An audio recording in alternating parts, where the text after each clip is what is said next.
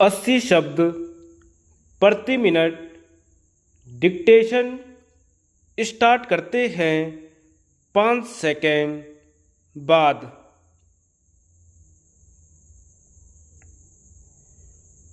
महोदय, भारत का हर नागरिक इस बात को जानता है कि लगभग 80 या 90 वर्षों के कड़े संघर्षों के बाद भारत स्वतंत्र हुआ है। देश ने गणतंत्रात्मक रूप धारण किया है। हर व्यक्ति को स्वतंत्र जीवन जीने और विकास करने का अधिकार प्राप्त हुआ है। यदि हम 90 वर्षों के इतिहास पर विचार करते हैं तो विवश होकर हमें यह कहना पड़ेगा कि भारत के नागरिकों का जीवन नरक तुल्य रहा है। दासता की जंजीरों में जकड़ा रहा है। समय समय पर सदा यह प्रयत्न चलता रहा है कि दासता से मुक्ति प्राप्त करें और स्वतंत्र जीवन जीने का अधिकार प्राप्त हो।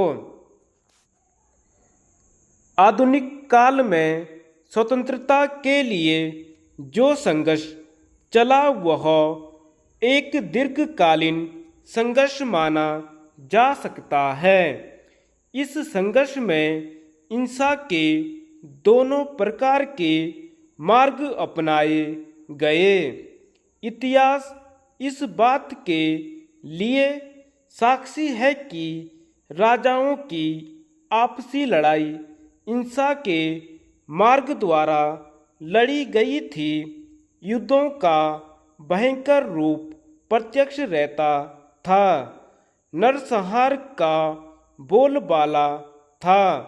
खून की नदियां बहा करती थीं। अपने सैनिक बल पर राजा युद्ध जीता करते थे। सेना की सामूहिक शक्ति का प्रदर्शन होता था। आधुनिक काल में भी हिंसा के द्वारा स्वतंत्रता प्राप्त करने का मार्ग अपनाया गया था, परंतु हिंसा का मार्ग सफल सिद्ध नहीं हो सका।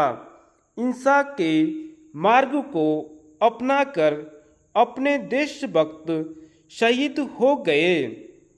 सामूहिक लड़ाई लड़ी गई, परंतु भारत की स्वतंत्रता के लिए यह मार्ग उपयुक्त प्रमाणित नहीं हो सका।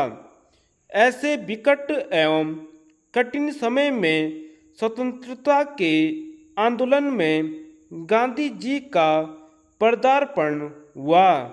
सत्याग्रह एवं अहिंसा के मार्ग को अपनाते हुए इसे लोगों को भी अपनाने के लिए उन्होंने प्रेरित किया। उनका यह मार्ग व्यक्तिगत भी था और सामूहिक भी था। व्यक्ति के रूप में उन्होंने अंग्रेजों के विरुद्ध जो संघर्ष छेड़ा वही आगे चलकर एक सामूहिक शक्ति बन गया। वे एक व्यक्ति होते हुए भी सामूहिक शक्ति के प्रतीक थे।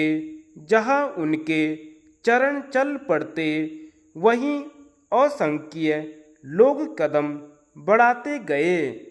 जो बात उनके मुख से निकलती उसे लोग वेद वाक्य के रूप में स्वीकार कर लेते। अंग्रेजों का शासन यदि किसी शक्ति के सामने झुका तो वह शक्ति थी गांधी जी की।